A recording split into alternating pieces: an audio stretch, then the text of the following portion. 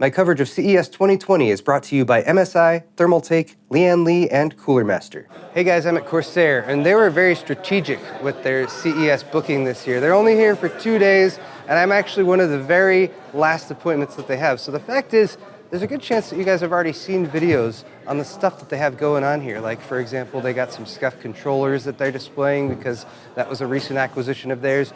Origin is here displaying a computer that has a computer on one side and an Xbox or a PlayStation on the other. It's water cooled. That's really cool too. I'm not going to talk about that stuff. I'm going to give you guys quick coverage of the two things that I think are the most impressive here when it comes to the CPU component side. One is Corsair's new air cooler, and two is this Project Orion demo that they have going on with Capellix LEDs, which, if you're into RGB LEDs, I think you'll find quite interesting. So here it is, the Corsair A500, and this is a beefy cooler.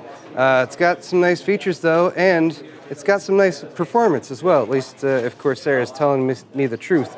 They are gunning again for Noctua. It appears to be a theme this CES is like, hey, we want to make an air cooler that's on par with Noctua. Same price, $100. Size-wise, I'm not sure. We'd have to get a weight comparison between the two. We got two fans on either side. These are 120 millimeter, and then the top piece can just pop off, and that allows you access down through the center to the mounting plates. They include a nice long screwdriver to do that mounting with. And then the mounting plate itself is universally compatible with AM4, as well as basically every socket that you might want to mount to it now. And they have some metal pieces that you mount to the base, and then you put that on top, and then two screws on either side that you screw in by putting the screwdriver down through the top of the unit. Then put your plate back on top. Note that it is flippable, so you can make sure your Corsair logo is facing up, and you're good to go. So ease of installation, that's one main point. Second, of course, is going to be performance, which we're having to take Corsair's word for now. Design-wise on the bottom, they have 4 heat pipes, 2 8mm and 2 6mm. They say they went with this configuration because 6mm heat pipes, if it's positioned over a hotspot on the CPU, can potentially get overloaded. 8mm heat pipes can absorb a bit more thermal energy. And then, of course, with an air cooler this size, RAM clearance might potentially be an issue. So both for RAM clearance and for ease of removal and replacement of the fans, they just slide off. There, just like that, see? They got indentations on the bottom, so you can move it up a couple notches if you need just a little bit more clearance for your memory, like that one. They just pop the right side up by a notch. But you can also imagine if you want to remove your fans to clean this out after it's been in use for a while, that is certainly a much easier solution than some of the clip methods currently being used, well, by Noctua. I mean, those aren't horrible in my personal opinion, but this does seem to be just a little bit easier, Paul said to himself as he attempted to do it with one hand unsuccessfully. Oh, do note that it is directional, and try not to do it upside down, and that will also probably help. I'm pausing briefly to admire this Orion Genesis system that they have on display with red LEDs and Corsair Hydro X liquid cooling inside. Wow, that's pretty. That's very pretty.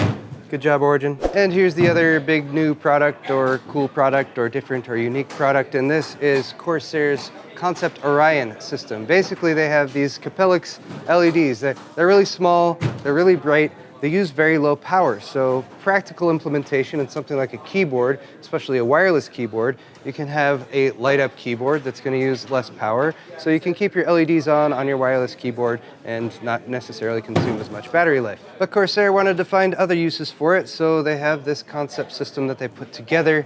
They basically have tempered glass, and yes, there are traces behind the tempered glass. There's a single layer right now. They talked about potentially doing multi-layer for repositioning of the LEDs and other configurations. For right now, they've got a big grid. They're controlling it with IQ software on the desktop, so a lot of configuration options available there.